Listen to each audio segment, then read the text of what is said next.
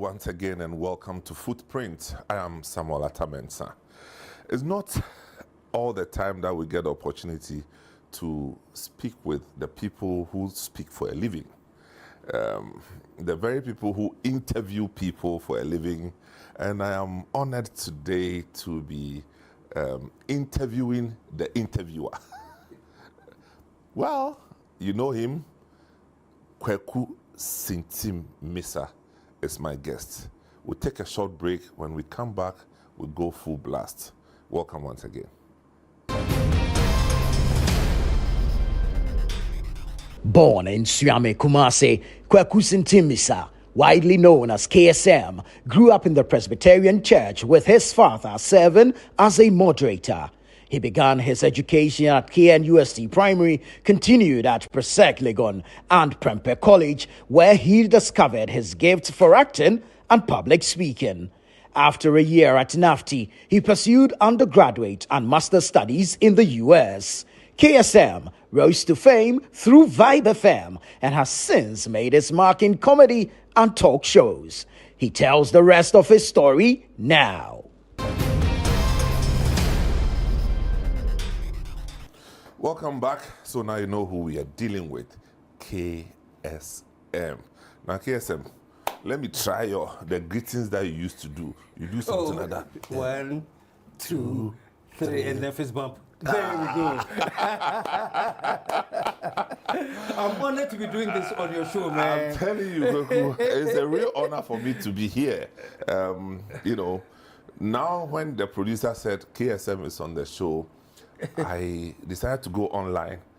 You know, I didn't know where to start from. Oh, wow. Whether I should read, what I should read about KSM. What I should read. It got to me, I said, Charlie, let me just leave it. But sometimes we go way back. Way back. To tell the truth, the industry, you started back. You know, one time I was using my bragging rights, said Charlie, KSM show, KSM, hey, KSM, one call footprints, so I'm arrived. I'm on footprints. KSM, it's good to have you here. It's good to have you, man. Thank you. It's nice to be on your. But how have you been? I've been good. Very well. I had a bout with prostate cancer. You mentioned. So that's about 3-4 years ago? Yeah. 3 years ago, yeah. 4, yeah. Yeah, you mentioned. You know, on and off, but I'm very thankful to God to say that. Very good to see you. As we speak, I'm cancer free. Very good. That's good news. Yeah. That's good news by all standards, and we thank God. We thank God for that. You were born into the Presbyterian Church, right? Yes. Is your father who was a priest? My father was. Tell me about that experience. My father was the moderator of the Presbyterian Church, which means. Oh, that's a huge one. He's the Oboro. He was the Oboro. That's huge. Oh yeah. You mean moderator is like the Archbishop of the Presbyterian Church in Ghana. In Ghana. Oh, tell me about that. Yeah. How did you get there? It went through the mill, you know, and eventually he was elected to be the moderator. And that was when he was a chaplain at Kwame Nkrumah University of Science and Technology. Which years would this He was be? a chaplain there in my childhood, Charlie. I can't go. Early 60s, thereabout. So early 60s was your childhood? Yeah. The early 70s was what? Early 70s was my secondary school days, growing to adulthood. Wow. So early 60s, your father was the chaplain of KNUST at the time. UST at the time. Wow. Yeah. But you're living in Kumasi. I was born in Kumasi. Yeah. I was born in Swami, actually. So you're born in Kumasi proper? Yeah. I'm a sacrum gentleman. No? And I went to, back in the days, and then it's back again, but it was Kwame Nkrumah University of Technology Primary School. The primary school. The people who wear blue.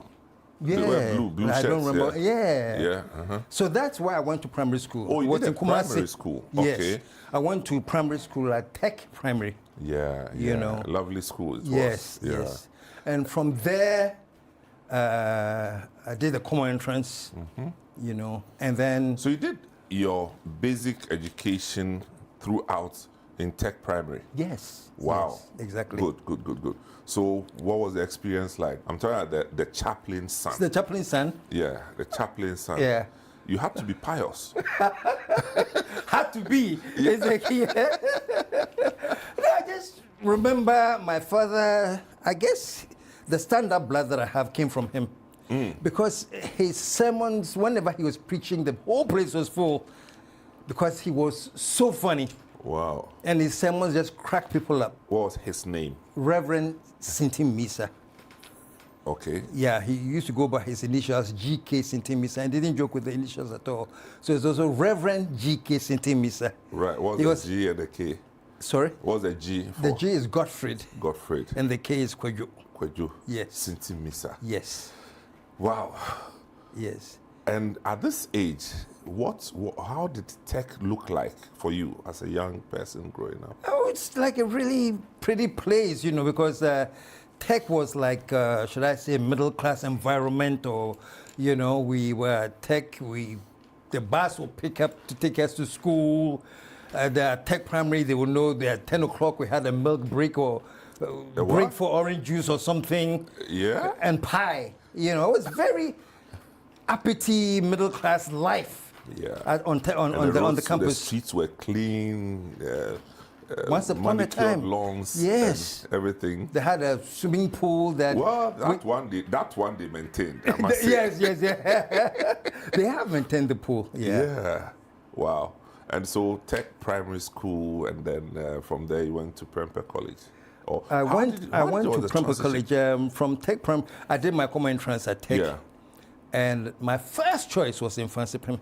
In Fransipim School? Mm-hmm. How? Why? I don't know. I was just so enamored by Fransipim, and I wanted to go to Fransipim. I don't even know what influenced me, but Fransipim was then for me this school. Oh, right. Now they still claim that one, this school. But incidentally, after the common entrance, when I gained admission to Fransipim, that is when I was discovered that I had sickle cell. Oh, I see. Yeah, I had sickle cell, very serious. Not the SS, I'm SC. SC, okay. I'm SC. That's a rare type. Yeah, okay. the SC is, it's also a disease. Okay. AS is like you have the trait. Yeah. Mm-hmm. But I went past the trait, I had the disease itself. Mm-hmm. And I was hospitalized at Kulebu for a long time. Whoa. Reverend Dr. Konota Hulu was the one who diagnosed me as having sickle cell. So when the year opened and I was supposed to go to Fransipim, my father said, no, because of the sickle cell thing, maybe you have to be within coverage area. So I went to Presec. Oh, you which year would this be? Presec was 1970. Oh, 1970. Yeah. Presby Boys. Presby Boys, yeah, Legon. Legon. Yeah. Wow. Yeah. Well, my father was a moderator then, so I don't think it was very difficult for him to call the headmaster of Presec that my son. Yeah. I need to. So I went to Presec for 1 year. So you had coming from Kumasi to Presec. Yeah. Okay. And you didn't stay? I'm Presec. Yeah. Yeah, I went to Presec for 1 year, and then I felt that health-wise, the closeness to parents, I wanted to also to travel somewhere further from home for secondary. At this time, your parents had moved to Accra. Yeah. Okay. They had moved to Accra. Mm-hmm. Yeah. And so they were in Accra, but after 1 year at Presec, I figured I like to travel a little bit away from them. Do you make friends in Presec that you still remember?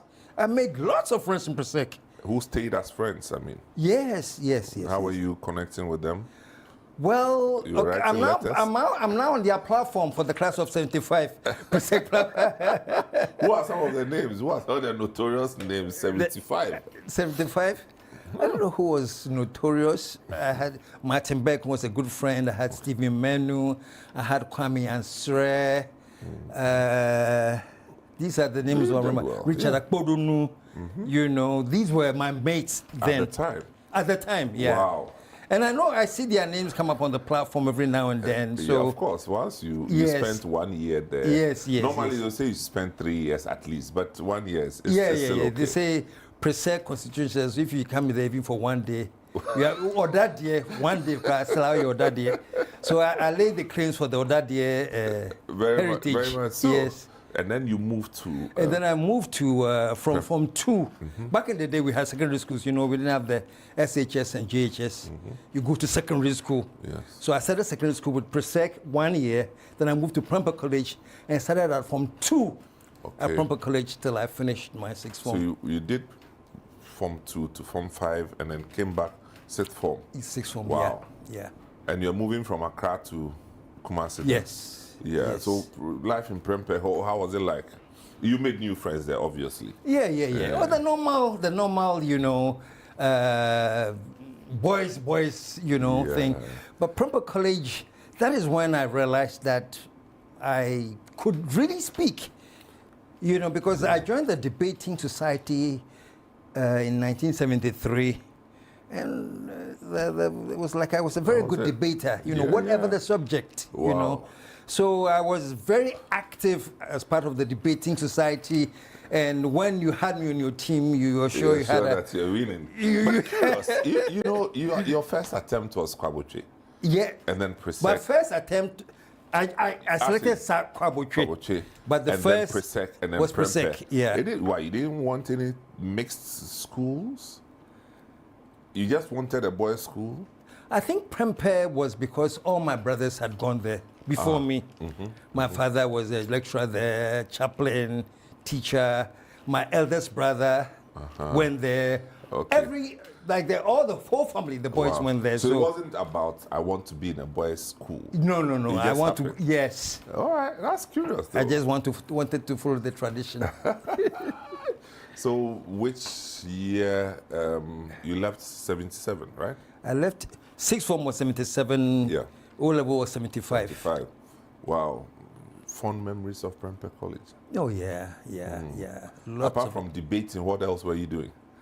Well, back in the day, there was something that was called the Student Movement for African Unity, SMAO.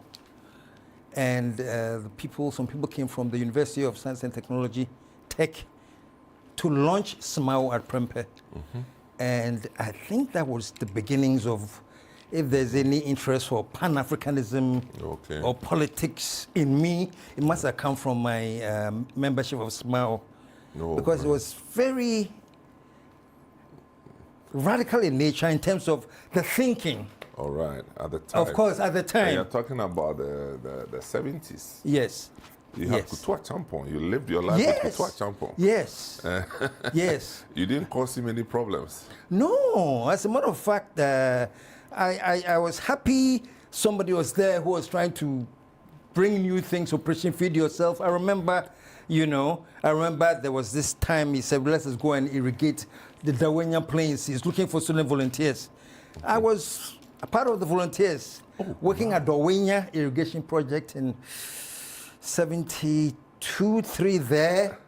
Because we're all filled up with the fire of building the nation. That was between 73 and 74. Okay. Yeah, okay. Dawenya, that area. Yes. Yeah. So I joined. You're living in camps, right? In camps. Yeah. That's right. Wow. Yes. But you had a sickle problem to deal with. And you braved it. I braved it. Great. So this Dawenya going to do student volunteer thing, and you fell in love with Kutua Champon at the time. All the time, I just knew, Charlie, this man, it's amazing. This man wants to build Ghana. I was so proudly Ghanaian, even at that age. Yeah. But I was so proudly Ghanaian. He wanted to build Ghana. You don't think so? Sorry? He indeed wanted to build Ghana. He did. He did. I think to date, his idea of union government, of course, it was seen as a charade for him wanting to stay in power, so he wants to build union government. But the whole idea is that let's form a union of intelligent minds to rule Ghana. At the time, people were too suspicious of the military people. Yes. You know. So he wants to stay in power forever. Shut up, I did union. I remember my father at the time in Kumasi used to say that. He remember the referendum, yes or no? Yeah, he said that, this man wants union government. Yes. And then Is he prepared not to be the president if we come together? Yes. I'm not sure that he was prepared for that one. Yeah. Wow. So that whole idea, though, like I said, it came from him, so it came up with lots of suspicion. Yeah. But I think, for me now, in my old age, I think the multi-party thing has not done the best for us. And some sort of a union thinking of great minds would have helped Ghana better than what we have now. But we can get there at a later time. Well, I'm looking at, I'm listening to you and then picturing Parliament. Yeah. Where people have come together. Yeah.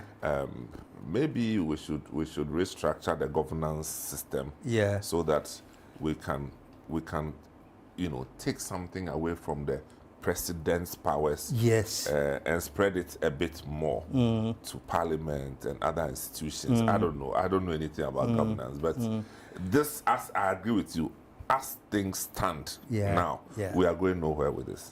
No, I think, unfortunately, the partisanship has been carried to a level that it's now, for national development, is backfiring. Yeah, I agree with you. So I would hope that we would get to a point where we are looking at Ghana, as Kutu said, one nation, one people, one destiny. One destiny. And it is very true. Unfortunately, it came from him, so it came with a lot of suspicion. But we are one nation, one people, one destiny. That's correct. I don't see why. That's a difficult one. Very, very. Where very, we are there, Charlie. I don't know whether I should say that I'm throwing in the towel, but. No. No, don't throw in the towel. Here's the thing, Samens. Let's plant the tree with the knowledge that we will not live to enjoy the shade of the tree. But at least let's plant it. Yeah. Because those who enjoy the shade of the tree, maybe they have not been born yet, but eventually they'll come. It could be our children or our children's children. But now we're not even planting the tree. That's why the tree planting, that people was always, why you plant the tree, so you can't remove the tree. How do we get to the point where we can stop those who want to remove the tree? Well, for where we sit, we're just managing our lives by being truthful with our calling for media work. Media, civil society organizations, traditional leadership. The painful thing is that the media, the church, the judiciary have all fallen into this trap of partisanship. Because of poverty, man. Poverty plays a role. People I understand. Are hungry. We are hungry and greedy. You see, a greedy, hungry man. A greedy, hungry man. A greedy, hungry man. That's a greedy bastard. Oh, people, so this is Kweku City Mr. KSM, and we are having a wonderful chat. And so far, we haven't even scratched the surface. But we'll take a short break. When we come back, we will now move to his life after Prempeh College. We'll be right back. Do you want a healthy smile? Searching for a family-friendly dental practice? Hi, I'm Tanya from Bethel Dental Clinic, Ghana. People do not always want to go see the dentist because that visit is oftentimes associated with noise, pain, and a hard, cold environment. To encourage everyone in the family to look forward to a dental visit, I will advise you that you put some thought in selecting a family-friendly dental practice. It should have a warm, welcoming atmosphere for both adults and children. A comfortable reception with good, comfortable chairs, nice music, some good beverages and cold water, good TV programs, toys, books, and even a game console for the children. Because your family smile matters, please make time in selecting your dental clinic so that everyone in your home will be happy to see the dentist. Life is a celebration of moments. Big and small. The sun is scorching, I'm feeling the heat. With Piva Drink, every moment becomes a refreshing celebration. From the beach to your home, in every corner of your world, Piva Drink adds a burst of refreshment. And orange, give me Piva cocktail and tangerine.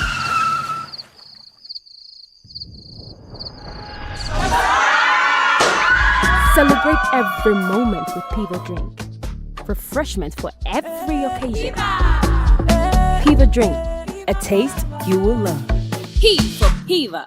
This advert is FDA approved. Welcome back. This is Footprint and it's KSM time. Kweku Sintimisa. KSM, so after Prempeh College, what were you hoping to do with your life in terms of tertiary education? Somebody who had gone to Tech primary school and you were been to Presec, which is closer to Legon and all that. What were you looking at doing? It's funny, I just thought that I wanted to be a teacher. Because of your dad? I don't know who influenced that, but I just thought I wanted to teach, particularly political science. I don't know why. I thought that's what. That's what I really thought. That Charlie, I think that whole link with the smile thing and everything. Created some awareness. And I thought at the end of the day, I'll be very happy teaching political science. I don't know what I was thinking then, but that was, Yeah. And then again, also at Prempeh, I got this creative art of me coming out. Oh, right. I was doing acting and doing. You started the acting. Oh, yes. Wow. You remember Yes. any of the drama yes. pieces you did? Everything I did in acting, I remember there was a show that I did that I cracked a joke about Upokuwari. At the time, on the show. At the time, he was there. Yeah, for those who don't know, yeah. Upokuwari was another secondary school in Kumasi. Oh, you mean the school The Opokuwari? school. OWAS? OWAS, Yeah. yes. I mean, when you Not said Nana, Opokuwari, I thought Opokuwari, Nana, no. as The in the school. Otumfuo, yeah. So I think I was doing this play, and in the play I had a son, and my son was so stubborn. He was giving me a hard time, and I think in the play, ad-libbing, I just said, Udubako OWAS, I know I said. Not knowing a few OWAS people had come to see the show. And back in the secondary school, they were so pissed. They went to the school and rang the bell that I'm standing on stage insulting. It became a big issue. Yeah, it will be. Yeah. Oh. So, it felt but like... this is all the part of the acting and some of the stuff, Then I played a character called Kofiko Bonso. This guy who was so bad that he would not be accepted in heaven, would not be accepted in hell, So, What happened to you? So the history of my acting, everything started at Prempeh College. Oh, lovely. Yeah, entertainment. I was an entertainment prefect. Oh, you were? And guess who my assistant was? Who was that? Do you know Charles Asari? Yeah, of course, your friend Charles Asari. Yeah, he was my assistant. No, Charles Asari, they blow time, man. Yeah. He still does, man. He still does. He was the I assistant see him entertainment in some prefect. corners, still. Plus 233. Right, Yo. yes. He was the assistant entertainment prefect. Oh, so that's the link. Yeah. Because you're still very close friends. Very, very close. Yeah. So And I'm still- he became DG of Ghana Airport Company. Yes, and before then SNIT. Yes. SNIT and then Ghana Airport Yes, Company. Yeah. yes, I yes. remember the whole controversy Yes, when he came. yes. Ghana, yeah. Also, Charles Asari the guy's a funky guy. Then you were funky. He was an assistant entertainment prefect, so. Oh, well, Yeah. no, where's the pen? Where's the pen? Oh, yeah, different. Tell me, but when you are assistant entertainment prefect and Charles was assistant, so the mid-70s we had a mix of some then Afrobeat fella. Yes. And then you had the Yes. Congolese people now coming in with Yes. Ike. Nobody knows tomorrow, Baba. Those songs that Those were- came. yeah. And then you had some Western music around. Yeah. You remember some of the music that you were dancing to?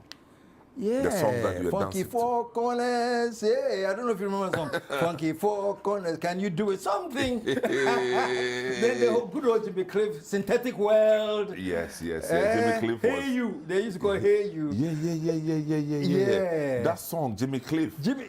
Oh, that was Jimmy Cliff. Yes, Jimmy Cliff. Johnny Nash. Johnny Nash too was Yes. big. Yes. Wow. Huge. Those were the times we lived through. And Oh yes. So 70. You met Professor Kosa there, right? No. He had left when If you he went? had if I did, maybe I didn't really establish. at the But I time. know he went there. Yeah. I don't remember meeting him there though. Okay. I don't okay, remember all meeting him right. there. It's possible. Anytime I hear Prempeh, he's the one that comes Yeah, to yeah, mind. yeah. Me too. So then, where did you go from Prempeh? From Prempeh, I went to NAFTI. Oh, you did NAFTI? Yeah, we were the pioneers of NAFTI. Wow. Yeah, I remember Charles Buckner of blessed memory. He was at NAFTI. Harun Attah was at NAFTI. You mean your cohorts? We were the pioneers of So, NAFTI. you was there with you. Who? Alaji, Harun Attah.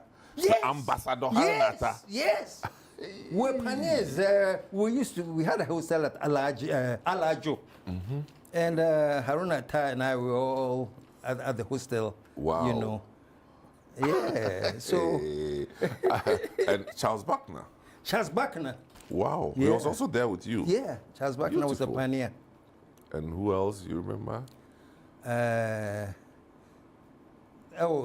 Veronica. I don't remember Veronica's last name. Veronica was there. Kowalski. Glenn Kowalski. He's a great artist. I don't know what he's doing now, but I remember Kowalski No, was Kowalski. Yeah. I think the daughter-in-law works with us. Okay, really? Yeah. Now you. What's Noyo's? Well, she's Noyo Quartet. She's actually Noyo Kowalski. Okay. But she doesn't use the Kowalski. That's another matter. Kowalski, because the younger brother was with me at Queen's Hall. Okay. He was a wonderful painter. Okay. I think, wasn't he the same? No. No, Younger brother. Yeah, younger it's brother. a different. Okay. Yeah. And then the major footballer. Oh wow. The guy could play football like drawing. Oh, good. So you did the full course at NAFTI. No, I did 1 year at NAFTI. Then I went to the United States. You didn't complete. No, I didn't complete. Ah, Because 1 year. now 1 year no. I don't try to talk. Yeah, because 1 year. Secondary school, I did 1 year present. Oh, okay. And then But why did you? Tell me how it happened. going to NAFTI. No, like how the exit from NAFTI. Why did you have to? Because at that time I was still writing plays and acting in Ghana. And I did a play way back called Mellow Madness. And I staged that one-man play. It was a one-man play, 7 characters, but I played all the 7 characters. And I staged that at the Art Center. Back then we didn't have the National Theatre. No, Art Center, The Art Center, yeah. But that And was huge. That was the biggest. That was the National auditorium Theatre that we then. had. Yeah. That was the National Theatre then. And this American guy called Richard Overteff, he used to be the cultural attaché of the USIS in Ghana then. He came to see the play. He invited me to perform for, is it July 4th or American Independence July Day? 4th, yeah. Yeah, so he invited me to perform at the USIS Center, and he was so thrilled with the show. He says, you should go and study more acting in America, blah, blah, blah. So he encouraged me, you know. So even though I was in NAFTI and I was doing the acting, he encouraged me. So after NAFTI, I decided then I'll go to the US and pursue acting. Wow. That's how it came up, yeah. Which year did you do this? Did you leave Ghana? I left Ghana in the heat of the revolution, 1979. Oh, the first one. The first one. I left Ghana. So you were here when it I was started. at NAFTI when the revolution, June 4th. The I was June at 4th NAFTI. start. Wow. The soldiers came to NAFTI, some thinking that it was one of the broadcasting areas. So they came to make sure that they were seizing broadcast centers. So we were at NAFTI when the soldiers came there. Are you serious? Yes. You saw them freely. Yes. And what were you thinking at the time? What's happening? Yeah, what's happening? And interestingly, they were young, you know, they were talking to us about they were doing this revolution, you know, because back in the day, I think they were tired of the corruption, so they were doing a revolution, and they were telling us, so I was like, wow, you know? So I was at NAFTI, and Harun Attah and everybody would tell you that we were at NAFTI on June 4th, that's where we were, when the soldiers came to take over NAFTI and then realized that it was just a school, but it wasn't a point of transmission center. So at this time, NAFTI was still at cantonments, right? It was at cantonments, yeah. Some of my team here went to NAFTI, so you can see my the excitement, own sons and daughters, excitement on their faces. Yeah, we had NAFTI. Good. Yeah. And then US, you went straight into a university, or Straight into a university. Which school? It's Where? called Trinity College in Hartford, Connecticut. But it's called Trinity College, but it's not a theological place or anything like that. It was a university. And a friend of mine from Ghana called Maxwell Eduse had gone there a year ahead of me. So when I met over TEF and they were saying, you should study in the US, I told Maxwell, I've met this guy, American guy in Ghana. He says, he thinks I should come and study there. Maxwell said, oh, come to Trinity. So Trinity College was the only school I applied to. My friends that were doing we call that era the COMSO. They applied to at least 20 schools. COMSO, Hene. 50 schools. I But applied you to know only now, one. when you apply, you have to pay. Now, when you apply to the American schools, Yeah. you pay. Yeah. Even then, I had to pay $100 to Trinity College. You pay the admission. Admission. Yeah, but Admission. now just for applying, you have to yes. pay. Hey. Then COMSO has gone. No, COMSO has gained currency. It has gained currency. No, that I'd have to pay, you know. People used to write to 100 schools and wait for that. I applied for only one. Hey, Trinity College. That was an exceptional case. Only one. Just because Maxwell was there, I said, okay, Maxwell, may I apply? And that's it. I had a friend who had done, he did so much COMSO that COMSO became his nickname. Really? When he comes out, here, COMSO COMSO never knows. COMSO. COMSO. Then eventually he went anyway. Oh, he went. Oh, Thank yes. God. Yeah, I did COMSO, and I consulted only Trinity College and got in with full scholarship. Full scholarship? Yes. And you did the course you wanted to do? I did a course. I wanted to do theater arts and communications, and that's what I did. Theater arts for my major, communications as my minor at Trinity College. How did you feel in terms of the Ghanaian way of studying theater arts and then what you experienced there? Well, I didn't go to a theater art school in Ghana. Okay. I went to the film school and then went to theater, you know. And it was very, very, very practical. And they would invite known actors who had been to Broadway and other places to come to school. Every semester there was a known How person. do you manage the cultural shifts? The cultural shift? Shifts from Ghana into mainstream American theater. Well, the thing is that they were looking for foreign things. You know, I had then just finished staging my show that I talked about at the Art Center, Mellow Madness. They wanted me to stage it there. Whoa. So I staged it on the school One auditorium stage, there, yeah. auditorium, called the Austin Art Center then.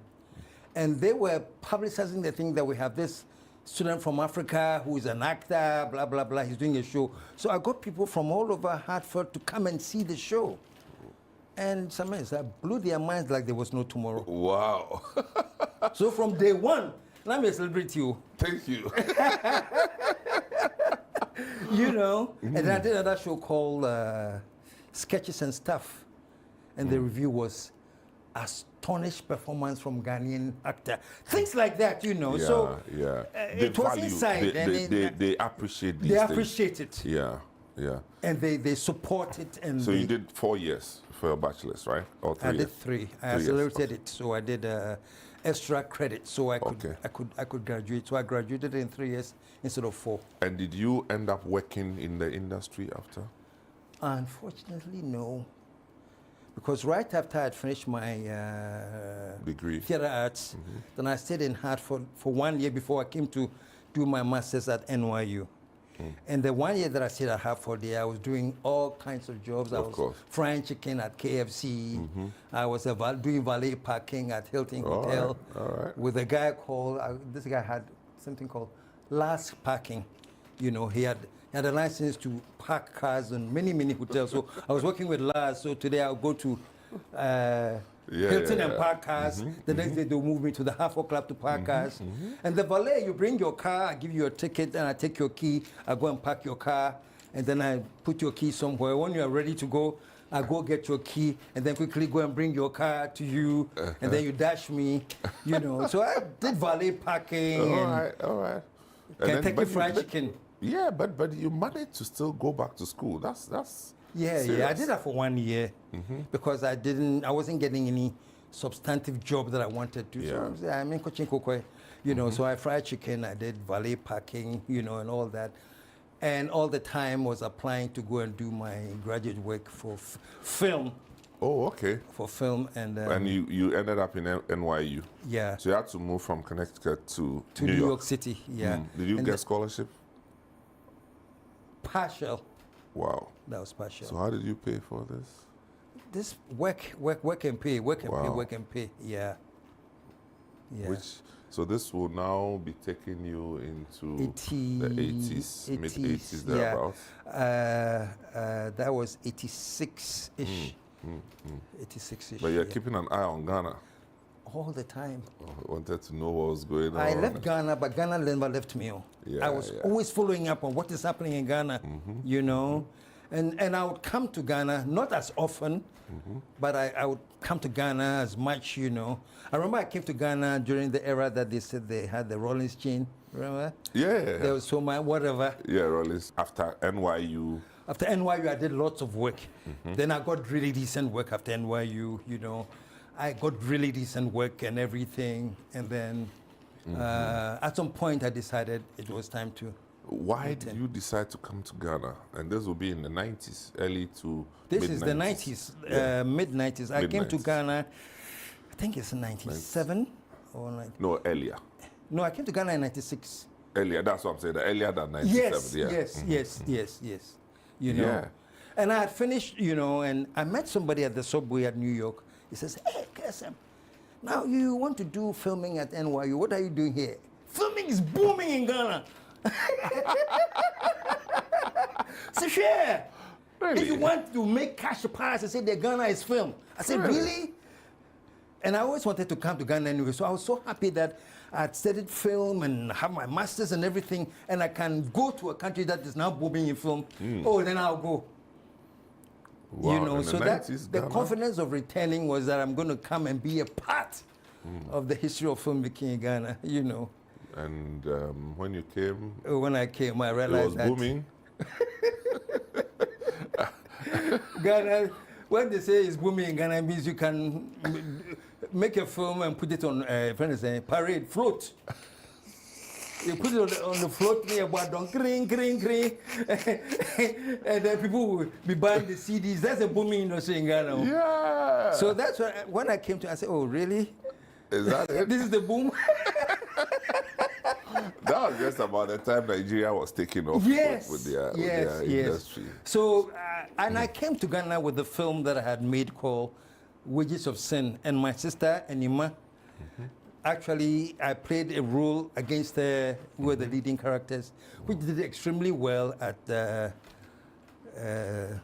Ghana Film, what is now TV3? The TV3 premises here, Premises, Ghana Film. you yeah. know. But it still didn't cut it, you know. I didn't make anywhere near to what I wanted to, you know. So that is when somebody told me, well, there's a new radio station called Vibe, Yeah. and they're looking for people to do radio. That's how I then jumped into radio. Wow. Yeah. So not by design, just by accident. No. Complete accident. Wow. I had never done radio before. I used to listen to a lot of talk radio when I was in New York. There was this show on WLIB. The guy's name was Gary Baird. I think he's still alive. There was a guy called Mark Riley. I was like this 24/7 listening to them. I just loved how they talk, their vibrancy. So I was in my car with WLIB. When I came home, WLIB, I was just enamored with talk radio. So when I heard that Vibe, there's a new station called Vibe, and they're looking for, at that time, they said presenters. I said, okay, then I think I can do talk radio. Yeah. So let me go to Vibe and see my how far. Wow. People, so this is KSM telling us about his own story. This is Footprints. We'll take a short break, and when we come back, we will now hear him talk about life on Vibe FM and afterwards. We'll be right back.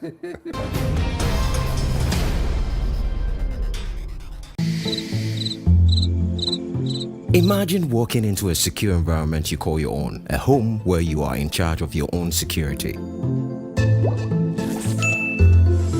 But while you dream of a brighter future, shadows could be lurking at your doorsteps and windows.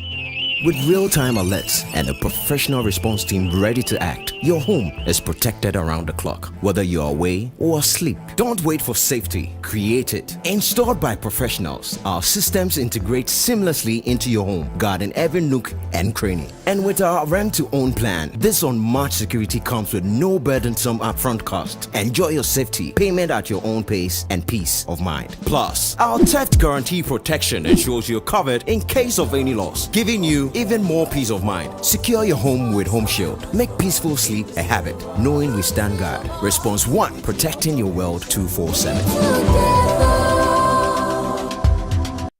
Poverty makes you do what you otherwise would not do. Wealth makes you live the way you wish to live. But revenge cancels the lines between poverty and riches. It's either you're saying something progressive, or I'll just tell your wife that I'm carrying your child. Where is my father? Now that he's coming closer to the community, Attah-Mensah no. My puppy go figure your own plans, so I go figure my own.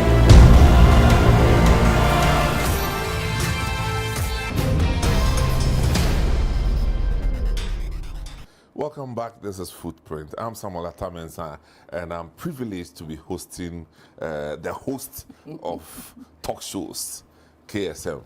And so we are now getting into Vibe FM. Yes. And at the time, 91.9 FM. We had all the guys, you know, and because I was on the other side of Joy FM, FM it was. Yes. The Vibe people, somehow they all had an English accent. Yeah. I don't know, was it a requirement that you must have lived in England to? I don't know whether it was a requirement, but I know that when I interviewed at Vibe, and I say this all the time, many people must have heard it, that I lied my way to Vibe. And I warn all of you people, don't copy what I did. Sometimes, who interviewed you? Tell me. Michael Cook Mike himself? Yeah. The small man. The small man. And Michael Cook said, have you ever done radio before? I was just coming from New York. I've been listening to talk radio. Yeah, man. So yes. at least I hear talk radio. I know how it is now. I said, oh, yes. Yeah. I said, oh, what do you mean? I had a show in radio. I had a talk show in New York. Thank you. That's huge. Huge lie. I said, you said, really? So you just go, Mike, Charlie Mike, Mike will just be all over the from place. New York, Yeah. then you have potential, Kojo Mensah was there. Kojo Mensah was there. Kojo Mensah was there. So he asked me a question. So what is my opinion of radio presenters or something like that? Then I told Mike, I said, listen, there is nothing like a dull topic. You can have a dull presenter, but not a dull topic. I'm sure the man will be trotting. Say yes. And later on, when he became a guest on my show, eventually he says, do you know how you got the job? That statement you made. Thank you. About presenters, Yeah. So that's what I said, and I think I blew his mind. So he put me on there. And then straight up. And then straight up. Mid-morning it was. Mid-morning, 10 to 12. Tuesdays. It was just once a week? Once a week. Are you serious? Yes, once a week. I thought it was every day. No. Until I started doing the breakfast show on Vibe. But when I was doing Talk Shop then, once a week, Tuesdays, 10 to 12. And I captured the crowd. Oh, yeah, you did. I mean I was on the receiving end. Yes. I mean, running a station that's supposed to be a competitor to you. Yes. And I look forward to your program because I have to hear what you have to say.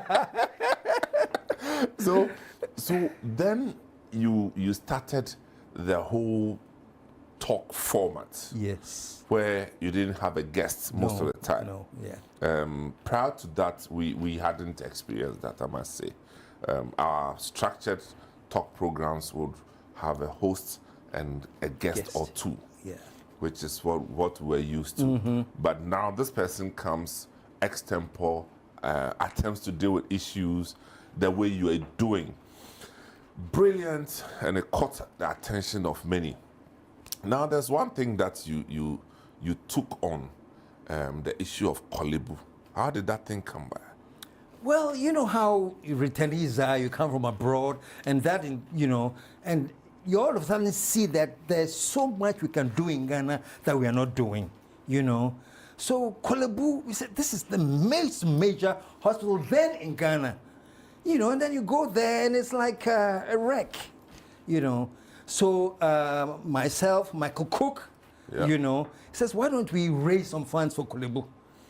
You know, so we decided on what we call the radiothon, which means staying on radio for like 24 to 48 hours, doing that one single chore, raising funds for Kolebu. So we lined the radiothon, you know, and with a lot of vim from Michael Cook, says, let's do a radiothon, you know. So that's what started the whole radiothon. We thought we could use radio and drive in some traffic to raise money to help with Kolebu. Yeah, but you succeeded. We did. I don't remember how much we raised, but that's like forever. Because I listened to the whole thing like this, and you did it for almost a week, right? Yeah, it was 1 week. Like the entire week, of doing just that. And people were calling in, and the whole week was dedicated to radiothon, raise money for Kolebu. I'm not sure what Kolebu did with the money, though. We donated it. That's what I'm sure we did.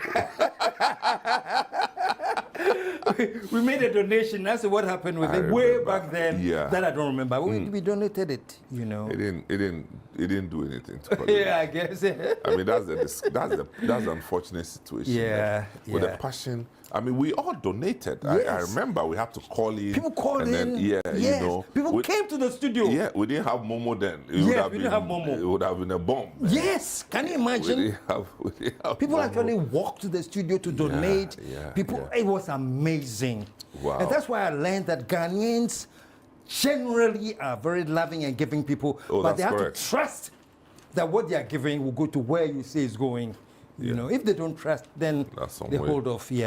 So radiothon, and then Vibe at the time, you know, started a vibrant carnival. Remember Vibrant that? Street Carnival. Street Carnival, yeah. That was the dream of Michael Cook.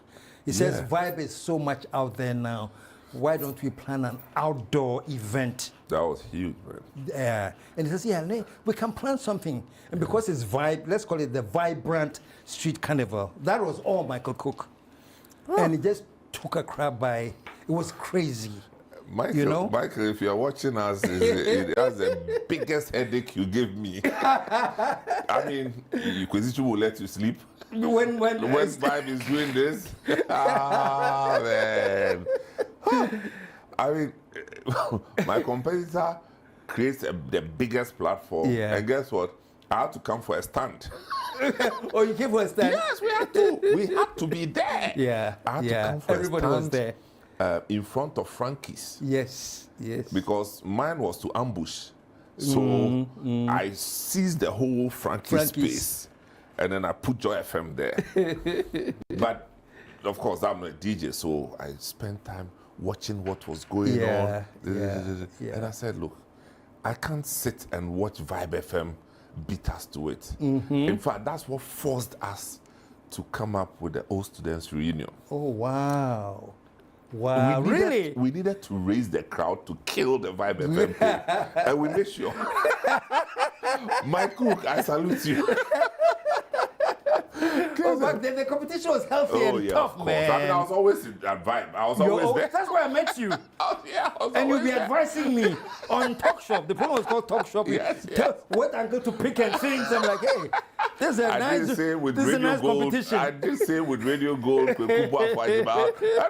this man, does he work for Joy or Yes, Charlie, it's one nation, one people, one destiny.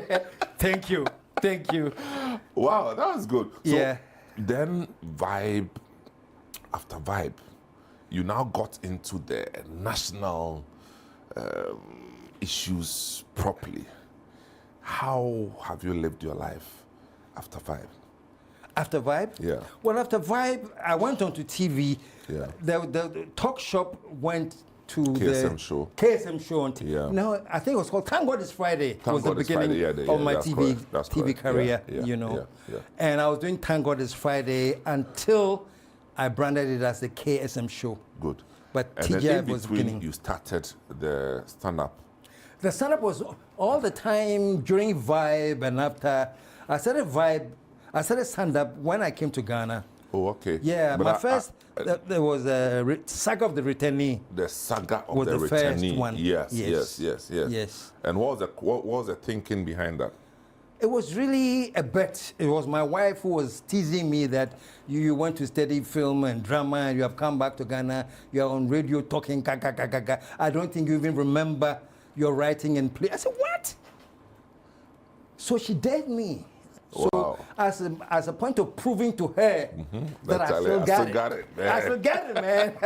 I wrote the Saga of the Returnee. Oh, wow. And it was just my story, really, but I used creative license to just change so many things. But it was my story of leaving Ghana, going to the US, what I experienced there, and then coming back to Ghana and realizing that things have changed, you know, and how I dealt with the coming back was the Saga of the Returnee, the guy who had just returned. So that was actually a bet from my wife, and that show just blew everything off, you know. Yeah. And then you went ahead to do others. I I remember did Politically Incorrect. Efias Rebo. Efias Rebo came after Politically Incorrect. Oh, but I remember Efias Rebo so well. Yes. And so Rebo. Politically Incorrect Yes. at the National Theatre. At the you did. National Theatre. And then you did Efias Efias Rebo. Rebo. I did Sergeant Lasisi in a show called Political Independence. Yeah. Then I did so many things. To Hell is Human. Yes, To Hell is Human. yeah. I think I did that about 15 specials at the National Theatre. Were you making money from these things? Not the kind As of... in, was it economical to Yes, hold on to very. these? Very, very, very, because then the market knew me as bankable. Okay. So if you realize when I did the show, the sponsors were like so many, Yes. you know, yes. and they're all kicking something, you know.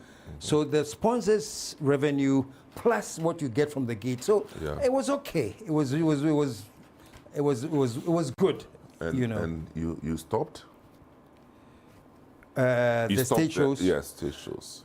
Yes, I don't know whether I stopped. I just... The market wasn't conducive at some point. No, I also, and then there was a whole influx of new stand-up comedians, you know. Okay. There was the era of the DKBs, the Foster Romanos. There's a whole new crop came in. And my bragging rights was that they all took inspiration from me. Well, there was a rightly so. time that almost every single stand-up comedian in Ghana was a university graduate. Oh, wow. Because they saw me and they realized, so it's okay to have your masters and still joke. It's okay. You know, before then, when you joke, it's like, Jimmy, that stupid thing, you know. But I think as part of my bragging rights, I changed that image. That's correct. And I made comedy an intellectual exercise. Politically Incorrect had Rollins sitting there, his wife, many people from the, diplomatic community. Yeah, I remember. I was there for You were there, that you one, know. yeah, So people started realizing, oh, wow, so comedy. I mean, you could make Rollins laugh, man. That was a big deal back then. And especially when I asked him, I hear you have chopped all the money in Ghana. You know. He didn't see that coming, man. No, he didn't.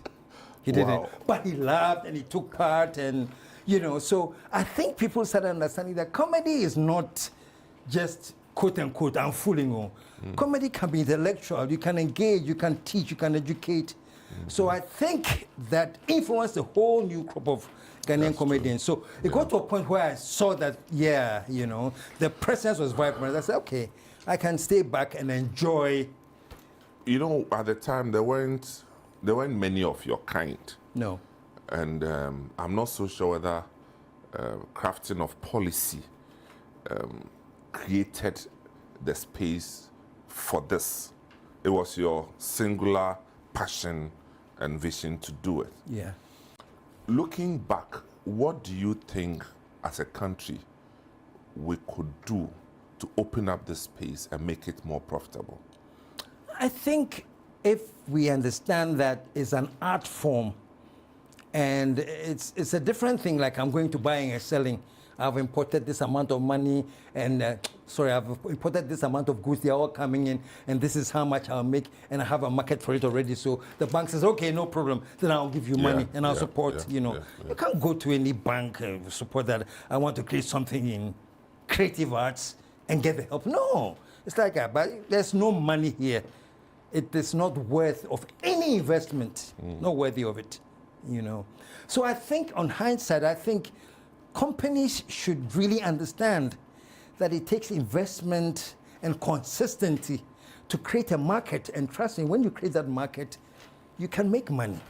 But nobody wants to take the risk. You've also been very passionate about Ghana, national development, and the way to go. Having spent the last 30 years in the talking business. I like that. What are your thoughts about Ghana, where we are, and what we need to do to move to the next level? No, sometimes I'm so tired of when people are talking, hey, Ghana, your potential. Let's stop talking about the potential we have. Let us actually do things that will create people to see, Charlie, Ghana, look at this in Ghana. Look at that in Ghana. People can see the potential.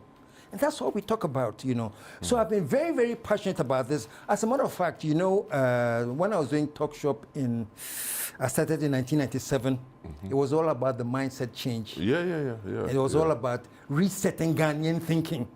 So I remember recently when somebody said, hey, the current Talk Shop I'm doing online, so they say, this one there, you just want to push Bahama. You're also talking about resetting. You say, hey.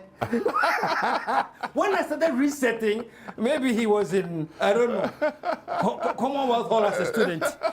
No, 30 years ago. No, he was at the Japan embassy. It was at Japan, okay, yeah, he was at the Japan embassy before he became I said, look, member of parliament and deputy communications. So I said, look, this has been a passion.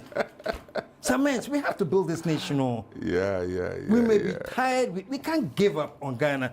Because, I've been to a few African countries, and the more I go to any African country, the more I realize that I come from the best. And it is Ghana. That's correct. I'm going to say the potential, which I hate saying.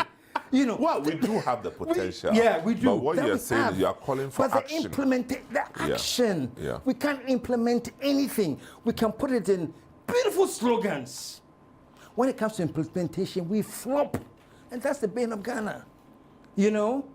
So me, every time I do my online show, I say, JM, if you say you're going to reset Ghana, you have my support. You have my backing to reset Ghana, but I'm telling you, this is not a joke. And be aware. Because the very people cry that you think you want to reset with them may have other things in mind. So, but we have to. We have to. We don't have a choice. All right. Look, one last story before the time. This prostate thing, and I went to hospital in San Francisco. It was the University of California Medical Hospital in San Francisco. So means the treatment, the care, and then they don't know me essentially. It's not because you are KSM, they don't know you. We're a patient with prostate cancer. But the care, the treatment to attend, the detail, how they were so, the energy they give you as a patient, I was like, wow. Even as a patient, 90% of recovery is based on how you're treated, And then they don't know me, Charlie. They are doing this not because we're a KSMO. Nobody knows you here. You're a rare, average black man now when you're prostate cancer and whatever. But see how, and that is what I want for Ghana. And we can get there. We have doctors who know, but we don't invest in the right equipment for them to use. That's another. But KSM, thank you so much. Thank you too. I'm grateful. It's been a good story, and We intend to play this over and over and over for people to hear the KSM story proper. I thank you for making time to join us. It's a pleasure to be on Footprints. KSM, the talk shop host. People, this is where we lower the curtains. I'm Samuel Attah-Mensah. It's been Footprints. Thanks for joining us. Catch you next time.